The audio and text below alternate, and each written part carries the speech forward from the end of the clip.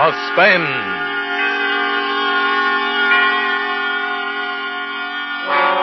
Tonight, transcribed, Autolite brings you Miss Joan Crawford in The 10 Years, a suspense play produced and directed by Anton M. Leader.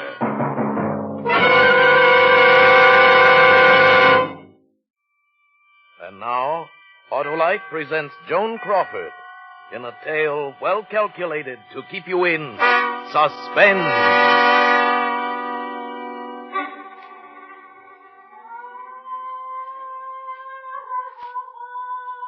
Everyone is so good to me. I like being here, but some of the others don't, I guess. Do you hear?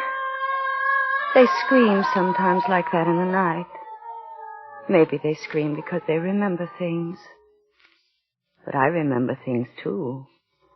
Especially when people come out from town to see me, to bring me things. But there's nothing that I want. They can't bring back my sister. My beautiful sister Adele. They came today, and with them they brought back memories of Adele. When we were children. The night that Mother died. The night we made the promise. Don't cry anymore, Adele. I'm afraid, Clara. We're alone. We're not alone. But if something happened to you... Nothing's going to happen to me. I'm going to take care of you. But that's what Mother said. And now she's left us, too. But, Adele, Mother didn't know that she wouldn't have left us if she could have helped us. Promise me you won't die, Clara.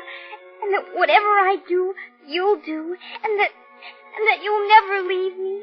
I promise. And we'll be together always and forever. Always and forever. I promise.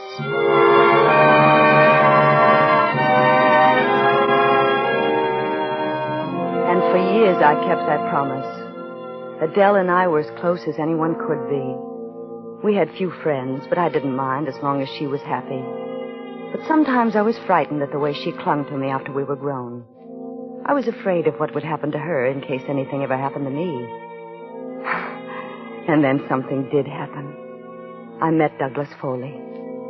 Adele liked him until she realized that I'd fallen in love with him. Then she hated him in a childish, vicious way. He tried to win her over, but it was no good. And then he asked me to marry him. And I said yes. That night, after he'd gone, Adele was waiting for me in my room. Adele? Clara! Douglas told me. Adele, you're so white. You're ill. But you promised me. But Adele, I'm not leaving you. You're going to live with us. No, it won't be the same.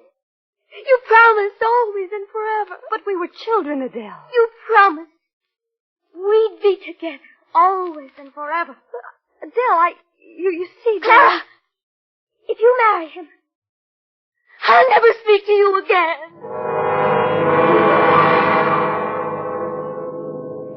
But we were married, and we believed that Adele would forgive us in time. But she didn't. She refused to see us, and letters went unanswered. Then when we learned that my husband's new job was to take us to Europe, our first thought was of Adele. If she would only go with us. But when we drove to her house, she refused even to come to the door, and we were forced to sail without her. My son, Doug, was born in Europe, and I wrote Adele a long letter telling her about him. But the letter was returned unopened. When Doug was just 10, we returned to America. I went directly from the station to Adele's house. She was working in the garden when we drove up. I was shocked at her appearance. Her hair had turned almost white, and there was a strange look about her. I sent Doug to the gate to introduce himself. She looked at him in a puzzled manner. Then she saw us sitting in the car, and she turned and walked into the house. The next thing I remember was that day 1 month after my return home when I was put on trial for murder. For my husband's murder.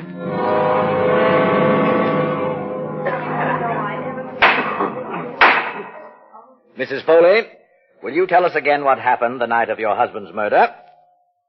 My husband was working in the garden all day. When it began to grow dark, I called him in. But he insisted that he had something to finish.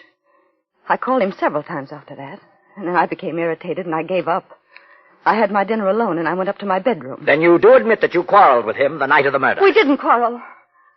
I was irritated, but I said nothing to my husband. I see. Your husband's death was caused by a deep, narrow wound in the vicinity of the heart. It is the opinion of this court that the instrument used might have been an ice pick. Mrs. Foley, have you any other ideas as to what might have inflicted this wound? No. Had your husband any enemies, Mrs. Foley? No.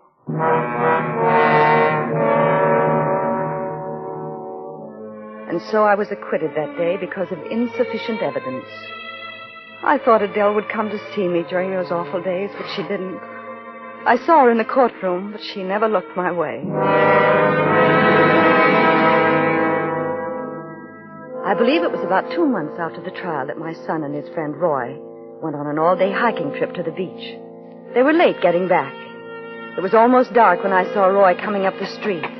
He was alone, and he was running. Mrs. Foley! Mrs. Foley! Roy, where's Doug? He's down at the beach. With her. With whom? Your sister. My sister? Oh, for heaven's sake, Roy, will you tell me what this is all about? Well, you see, Mrs. Foley, Doug and I went down to the beach. It seemed that Roy and Doug had forgotten to take along their drinking water, and they hadn't missed it until they'd come to a very deserted strip of the beach. Maybe we can get some water at that little house over there. Funny place for a house, isn't it? Yeah. Come on. Looks like nobody lives here. All the better. And just drink out that faucet in the yard. We won't have to ask nobody. Come on.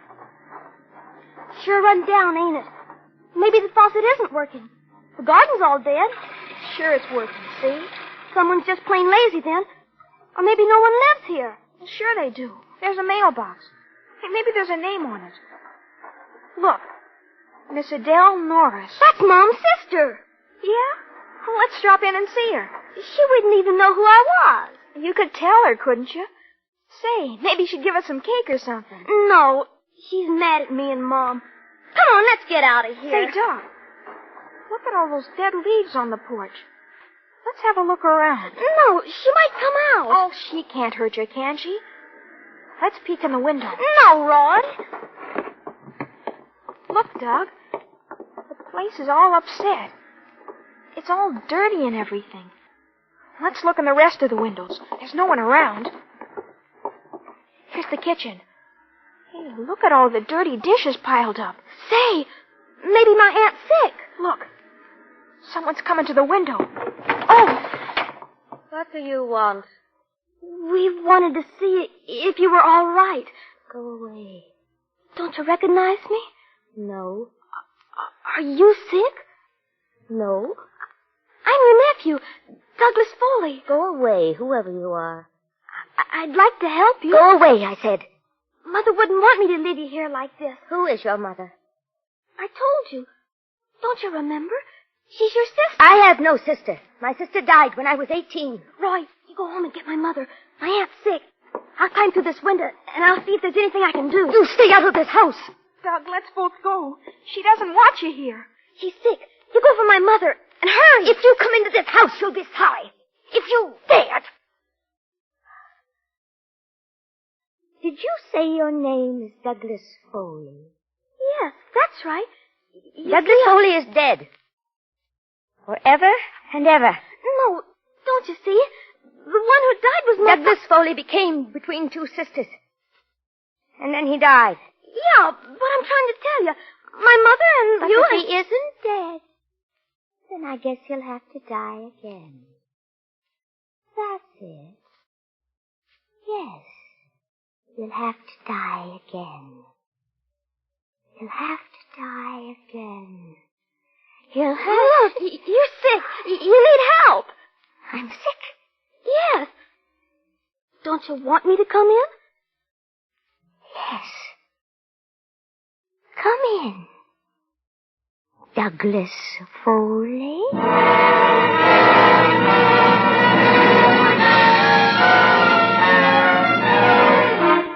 For Suspense, Autolite is bringing you Joan Crawford in radio's outstanding theater of thrills, Suspense.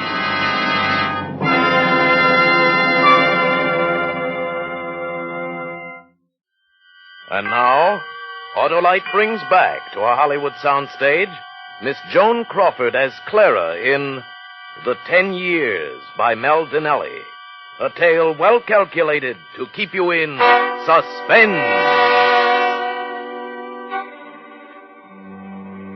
You see how clearly I remember things? I remember so well the horror of that moment when Doug's little friend finished telling me how he had left Doug there alone with my sister Adele. And I even remember what Roy said at the end. So I came back to tell you, Mrs. Foley, on account of Doug made me. Now I wish I hadn't left him there with her. I know she's your sister and all, but I saw her face when she came to the window. She looked awful, Mrs. Foley. She looked awful crazy.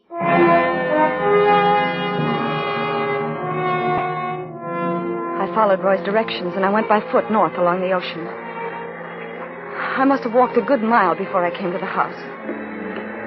The front door was standing open. There was a lamp burning on the table. Adele. She lay on the bed. I couldn't see her very clearly by the candlelight, but I could see that she was fully dressed. Her hair was undone, and it spilled down over the pillow. For a moment, I thought she was dead. What do you want? Adele. What do you want? It's me, Clara. Where's Douglas? He's dead. Adele! Your husband is dead, I don't mean my husband. I mean my son. Where is he? He was murdered with a long shot. Be still! You don't know what you're saying. Where is my son? I haven't seen him. You have. He was here, I know that. I haven't seen him. Yes, you have. Try and remember. Where is he? I don't know. Yes, you do know. What have you done to him? Was he your son? Yes, Adele. Please. I hated him. I know. Where is he, Adele? He went away. Where? Where did he go? He went to the village for a doctor. Are you telling me the truth? Yes. How long ago did he leave? I don't remember. Will you stop questioning me? Can't you see that I'm sick? I tell you he went for a doctor. Why do you come here, Clara? After 10 years. I've come to help you. I don't need your help. Adele, did Doug really go for the doctor? You think I'm lying? I don't know. But if he isn't back soon, I'm going for the police. The police? Those fat fools.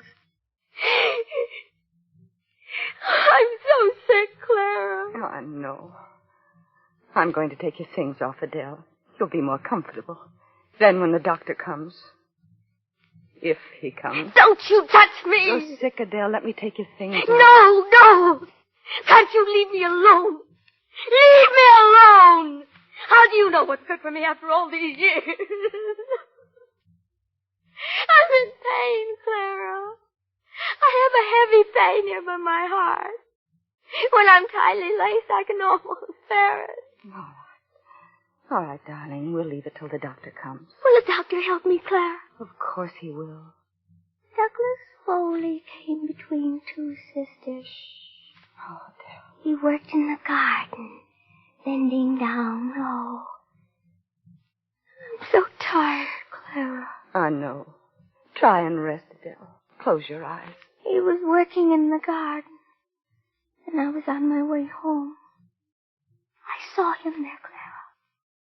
He looked the same after 10 years, because he had your strength to draw from. But I was alone. I had grown old. And he had stayed young. And then she seemed to doze off. Her breathing was so labored. And I thought, perhaps she'll rest more easily if I undress her. Oh. And I went over to the bed. She was wearing a corset. I reached over and I began to unhook it. She started mumbling something in her sleep. You broke your promise. Always and forever, you had said. But she didn't wake up. Always. And I finally managed to take her corset off. But as I went to place it on a chair, I noticed something sticking out of the material. At first I thought it was a broken stay, but it was round, and one end was sharp. I looked closer. It was a steel knitting needle. A long steel one. And there was rust on it. Or was that brown stain rust? Adele had concealed a knitting needle, and there was proof of what I guess I'd always known, that Adele had murdered my husband.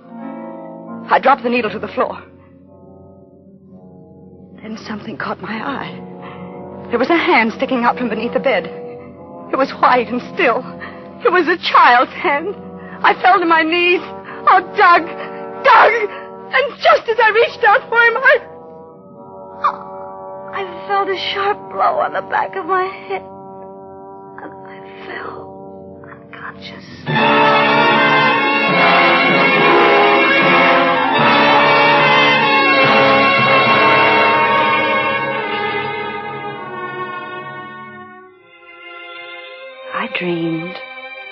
I dreamed that Adele and I were children again, and that she was laughing, and we were playing an old game of ours where we tied each other up with our bathrobe cords, and then we waited for a knight in armor to rescue us. And then I think it was the odor of kerosene that brought me to. The room was filled with it. Oh, my head was pounding. I couldn't seem to focus my eyes. I tried to raise myself to my feet, but I couldn't seem to move my arms, my legs. Suddenly, I realized why. I was tied with a bathrobe cord. I was a child again. Adele and I were playing our games again. My husband and everything that had happened between Adele and me had been nothing but a bad dream.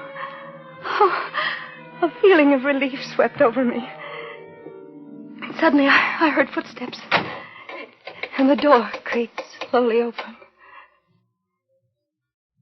And then I knew that what had happened had not been a dream. For Adele stood there in the doorway. Not Adele, the child who would rescue me, but Adele with gray hair, who hadn't spoken to me for all those years. She wore a long dressing gown. She was barefoot, her long hair streaming about her shoulders. And there was a vacant, stupid smile on her face. She carried a bucket in her hand, and the odor of kerosene filled the room. She didn't seem to notice me as she went past me. She threw the liquid from the bucket onto the bed. Adele! No, Adele! But she paid no attention to me as she left the room again. I struggled wildly, but it was no use.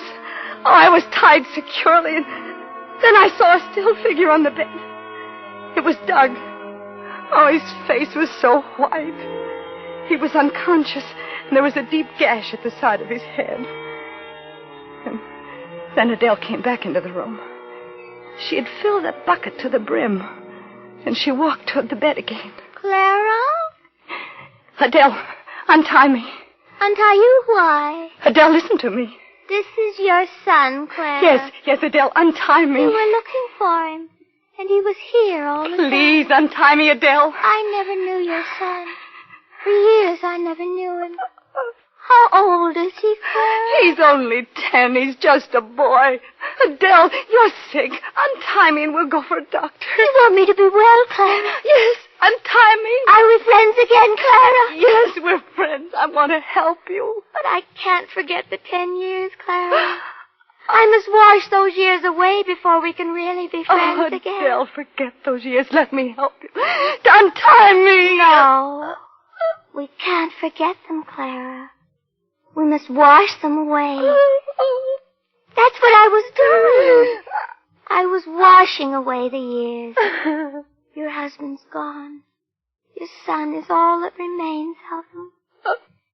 Then we can be sisters again. You don't know what you're doing. Untie me, Adele. But this isn't water that I have in the sink. No, you see, you're sick. It's what I put into the lamps to make them burn. No! I could burn away the years. Oh. That would be better. Oh, Much no. better.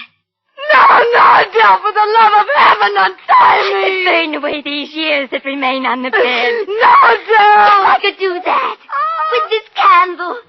Then you and I could really be friends again. Like when Mother was alive. We could be sisters again. Always and forever.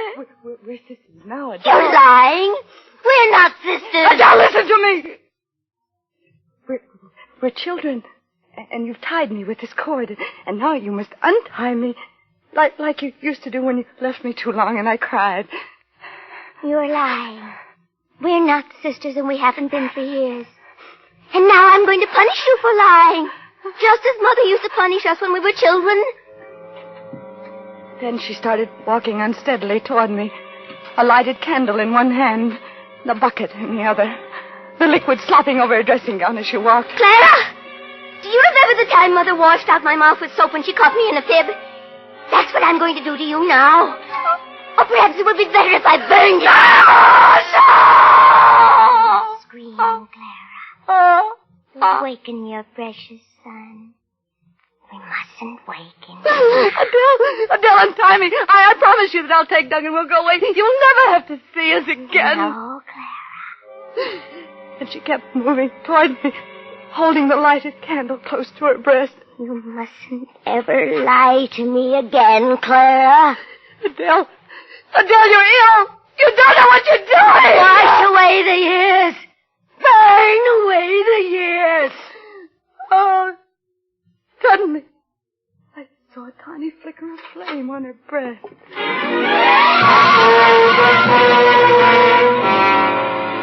The frilly dressing gown. She'd held the candle too close. Her entire dressing gown was a mass of flames that spread swiftly to her hair. In a moment, she was a blazing torch. And the odor of burning filled the room. I could see her face. Surprised and contorted with pain. She turned and looked towards the bed a second, the bucket flaming in her hand. But then she went screaming out the door and towards the sea.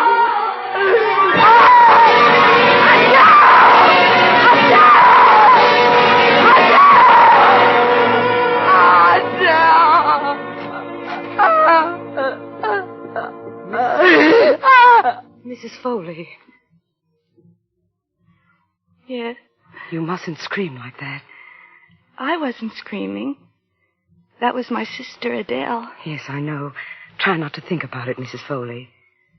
You knew my sister was burned to death, didn't you, Mrs. Willard? Oh, she was so very beautiful. Yes, I know. Try and rest. Is there anything I can get you before I go to bed? No, thank you. Well, go to sleep then. I will. Good night. Good night, and pleasant dreams. Was that my sister, Mrs. Willard? No, Mrs. Foley. It's one of the others. Oh. They scream because they remember things. Yes, I suppose they do. Good night. Good night. I remember things, too. I remember. Promise me you'll never leave me, Clara. And that whatever I do, you'll do. I promise. Always and forever. Always and forever. I promise.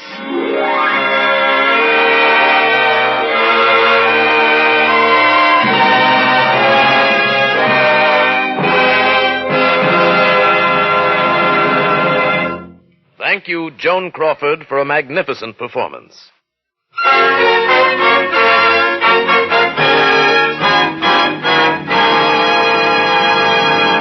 Now here again is Miss Crawford. I want to thank Tony Leader and his wonderful cast of actors, especially Lorene Tuttle, who played my sister, for helping me to make my appearance on Suspense so very pleasant. Like all of you, I am a great Suspense fan, and I'm looking forward to hearing next week's story.